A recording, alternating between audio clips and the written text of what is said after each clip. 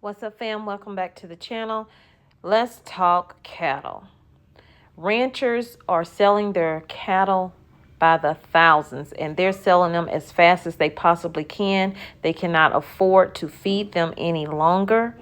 What does that mean for us? Our prices are about to shoot up even higher. Let's listen to this story and leave me some comments down below. On our cattle ranchers all around the state with no food for the cattle.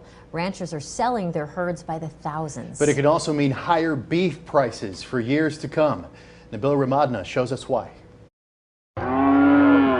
It's another day at the Lampasas cattle auction, but you could say this day is extra busy. Way more cows. We normally don't see quite as many cows here. Andy Baumeister, who runs the auction, says record heat and drought have left cattle ranchers in a tough spot, and many are now trying to sell their cattle. They're out of grass, out of water.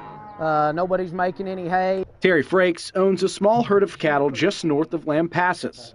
He usually grows his own hay. I expect those 75 acres will produce 0 bales of hay this year. So he'll have to buy some, and the latest bale to keep his herd fed wasn't cheap. Last year I paid $60 a bale. That's a round bale. And I just bought some 10 days ago and paid $120. With higher feed prices and more cows being sold, who's buying? The majority of the cows are going to the packers. That demand for ground beef has stayed with us, and that's kept some of the cull cows or older cow prices high, even though lots of people are selling. Economist David Anderson says the impacts to selling so many cattle could keep beef prices higher for years. We got a lot of beef production today, but in the future we're going to have less because we don't have those cows producing calves. There's not going to be a lot of cattle to sell come this fall.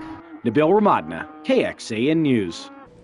And a look at the Texas Drought Monitor shows more than 93% of the state is experiencing a drought, with more than 50% under extreme drought conditions. That rain can't come soon enough. Nope. And you can't live in Texas without barbecue too, but are you willing to pay double for it? KXAN photojournalist Mariano Garza shows us how the drought is also having a domino effect for all of you, the barbecue lovers. When we first opened up, I was paying $2.60, $2.75 a pound for brisket. Now on average, we typically pay close to $5.